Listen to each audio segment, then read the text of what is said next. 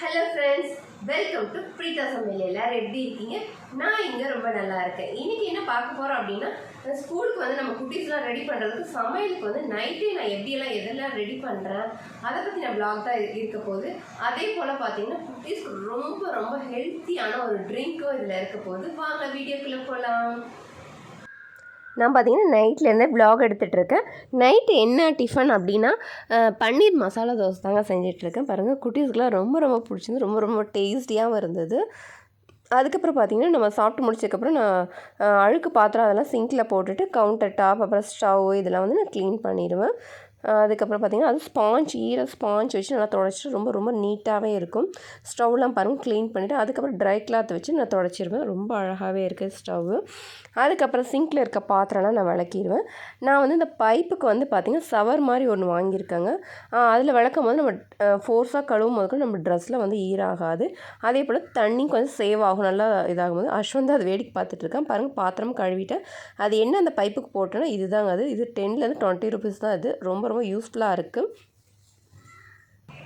அதே போல் பார்த்தீங்கன்னா இன்னொரு டிப்ஸ் என்ன அப்படின்னா இந்த மாதிரி ட்ரே வச்சுட்டு நம்ம வந்து குட்டீஸ் கொண்டு போகிற டிஃபன் ஸ்பூன் லஞ்ச் பாக்ஸ் இதெல்லாம் வந்து நான் வந்து நைட்டு விளக்கிட்டு இதுலேயே வந்து போட்டு வச்சிருவேன்.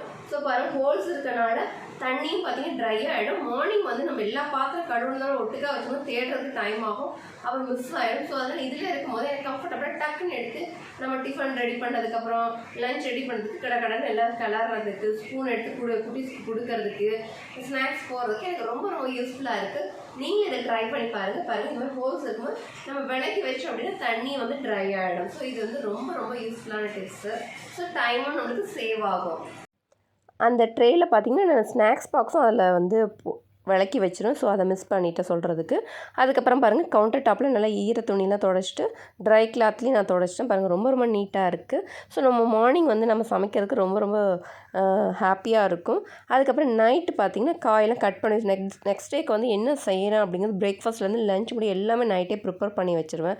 தேவையான காய் இதெல்லாம் கட் பண்ணி வச்சுருவேன். பூண்டெல்லாம் உரிச்சு வச்சு நெக்ஸ்ட்டு வந்து காலிஃப்ளவர் மஞ்சூரியன் தான் செய்ய போகிறேன். ஸோ அதுக்காக காலிஃப்ளவர்லாம் கட் பண்ணி சுடு தண்ணியில் போட்டு மசாலாலாம் பார்த்திங்கன்னா ரெடி பண்ணி வச்சுட்டு அதெல்லாம் மிக்ஸ் பண்ணி ரெடி பண்ணி வச்சிட போகிறேன் பாருங்கள்.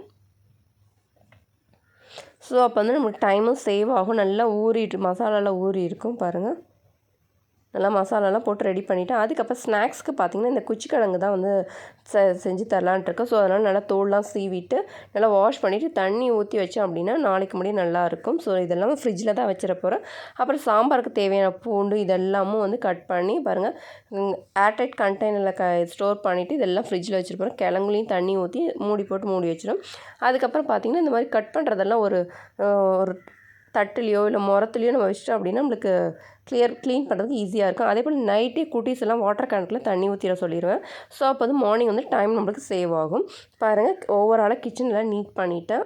பாருங்கள் இப்படி இருக்கும்போது மார்னிங் வந்து செய்யும்போது நம்மளுக்கு ரொம்ப ஹாப்பியாக செய்வேன். எனக்கு ரொம்ப எனர்ஜியாக இருக்கும். சமைக்கிறதுக்கு ரொம்ப இன்ட்ரெஸ்ட்டாக இருக்கும்.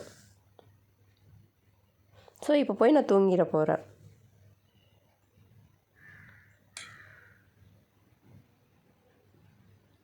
நெக்ஸ்ட் டே மார்னிங் பாருங்கள் ரொம்ப ப்ளசண்ட்டாக இருக்குது. அது ஏற்காடு இங்கேருந்து நம்ம வீட்டிலேருந்து பார்க்கும்போது ரொம்ப அழகாகவும் இருக்குது.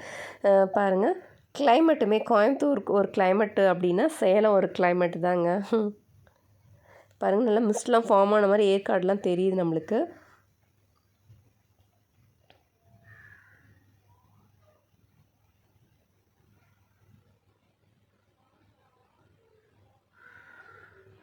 அதுக்கப்புறம் ஆஸ் யூஷுவல் நான் மார்னிங் வந்து சமையல்லாம் செய்ய தொடங்கிட்டேன். பாருங்கள் கடன்னு நம்ம நைட்டே எல்லாம் ரெடி பண்ணி வச்சனால கடன்னு ஈஸியாக மெயினாக டென்ஷன் இல்லாத நம்ம வந்து சமைக்கலாம். ஸோ முன்னாடி நம்ம பிளான் பண்ணிடணும். பாருங்கள் பெரிய குக்கரில் வந்து கிழங்கு வேக வச்சுருக்கேன். சின்ன குக்கரில் வந்து துவரம்பருப்பு வேக வச்சுருக்கேன் சாம்பாருக்கு. இங்கே மார்னிங் பிரேக்ஃபாஸ்ட் பார்த்திங்கன்னா தக்காளி சட்னி தோசை தான். ஸோ அதுக்காக ரெடி பண்ணிகிட்ருக்கேன். ஸோ வெங்காயம்லாம் வந்து நைட்டே நான் கட் பண்ணி வைக்க மாட்டேங்க. அதுக்கப்புறம் பார்த்திங்க அப்படின்னா காலிஃப்ளவர் ஃப்ரை வந்து ரெடி பண்ணிகிட்ருக்கேன். இங்கே சாதம் வச்சுட்டு இங்கே குழம்புக்கும் ரெடி பண்ணிகிட்ருக்கேன். ஸோ இதெல்லாம் முடிச்சுட்டு நான் குட்டீஸ்க்கும் பேக் பண்ணி டிஃபன்லாம் பேக் பண்ணி அனுப்பிட்டதுக்கப்புறம் தான் வீடியோ எடுக்க மறந்துட்டேன். ஸோ பாருங்கள் சுரக்காய் சாம்பார் அதே போல் ரசம், அப்புறம் காலிஃப்ளவர் 65 வந்து ரெடி. அதுக்கப்புறம் நம்ம வீட்டுக்கு வந்து ஒரு பட்டர்ஃப்ளை வந்து ரொம்ப ரொம்ப அழகாக க்யூட்டாக இருந்தது பாருங்கள். அது அந்த வால்க்கு மேட்சிங் கலர் மாதிரி இருந்தது, ரொம்ப அழகாக இருந்தது. ஸோ அதை வீடியோ எடுத்தேன். அதுக்கப்புறம் குட்டீஸ்க்கு பார்த்திங்க அப்படின்னா ராகி மால்ட்டு ஹெல்த் ட்ரிங்க் தாங்க செய்யப்போம். இது ரொம்ப ரொம்ப ஹெல்த்தியாக இருக்கும். இது வந்து எப்படி செய்கிறதுனா, ராகி வந்து தேவையான அளவுக்கு நான் 1 டம்ளர் எடுத்துருக்கேன். நல்லா கழுவிட்டு நல்லா அரிச்சிடுங்க, கல் மண்ணெலாம் இருக்கும். ஸோ அரிச்சிட்டு 1/2 ஹவர்லேருந்து அதுக்கு மேலே கூட நம்ம ஊற வச்சுக்கலாம். நல்லா மிக்சியில் அரைச்சிட்டு தேவையான அளவுக்கு தண்ணி ஆட் பண்ணி நம்ம ஃபில்டர் பண்ணிடுங்க. இந்த ஃபில்டர் யூஸ் பண்ணுறது இன்னும் திக் ஃபில்டர், வேறு மாதிரி தண்ணி வடிகட்டும் இல்லைங்களா, அந்த ஃபில்டர் இல்லை காட்டன் கிளாத் இருந்தால் கூட நீங்கள் யூஸ் பண்ணிக்கோங்க. அப்போ தான் திப்பி இல்லாத இருக்கும். அதுக்கப்புறம் தேவையான அளவுக்கு தண்ணி ஆட் பண்ணிவிட்டு நல்லா பாருங்கள், இந்த அளவுக்கு இருக்கணும். இந்த பாலில் ராகி பாலில் வந்து தேவையான அளவுக்கு தண்ணி ஆட் பண்ணி நல்லா கைவிடாத கிளறிட்டே இருங்க. பாருங்கள், இந்த பதம் வந்ததுக்கப்புறம் தட்டி எவ்வளோ டேஸ்ட்டுக்கு தேவையோ அந்த அளவுக்கு வந்து ஏலக்காய் ஆட் பண்ணிக்கோங்க. அதுக்கப்புறம் பார்த்தீங்கன்னா தேவையான அளவுக்கு பால் 1/2 டம்ளர் இருந்து 1 டம்ளர் அளவுக்கு பால் நீங்கள் ஆட் பண்ணிக்கலாம். இதுக்கு பதிலாக நீங்கள் காய்ச்சின பால் தான் ஆட் பண்ணணும். அதே போல் தேங்காய் பால் கூட நீங்கள் ஆட் பண்ணிக்கலாம். அதுக்கப்புறம் தேவையான அளவுக்கு சர்க்கரை ஆட் பண்ணிக்கோங்க. அப்புறம் கொஞ்சமாக சால்ட் ஆட் பண்ணிக்கோங்க. ரொம்ப டேஸ்ட் வந்து தூக்கி கொடுக்கும், ரொம்ப நல்லாயிருக்கும். ஸோ நல்லா மிக்ஸ் பண்ணிக்கோங்க. அதுக்கப்புறம் துருவின தேங்காய் ஆட் பண்ணிக்கோங்க. இது வந்து 9 மாத குழந்தையிலேருந்து நம்ம பெரியவங்க வரைக்கும் சாப்பிட்லாம். குட்டி குழந்தைங்களுக்கு கொடுக்குறதா இருந்தால் நீங்கள் வந்து தேங்காய் அவாய்ட் பண்ணிக்க, அதாவது 9 மாதம் இந்த மாதிரி குழந்தைங்களுக்கு தேங்காய் அவாய்ட் பண்ணிக்கோங்க. பாருங்கள், நம்ம குட்டீஸ்க்கு நான் கொடுத்துட போகிறேன். ராகி மால்ட்டில் சர்க்கரைக்கு பதிலாக நாட்டு சர்க்கரை கூட நீங்கள் ஆட் பண்ணிக்கலாம். இந்த full video ragi malt video வேணும் அப்படின்னா டிஸ்கிரிப்ஷனில் லிங்க் கொடுக்குறேன், செக் பண்ணி பாருங்கள். இவ்வளோ நேரம் என்னோடய வீடியோ பொறுமையாக பார்த்ததுக்கு ரொம்ப ரொம்ப நன்றி. சப்ஸ்கிரைப் பண்ணாத பார்த்தீங்க அப்படின்னா சப்ஸ்கிரைப் பண்ணுங்கள். தேங்க்யூ.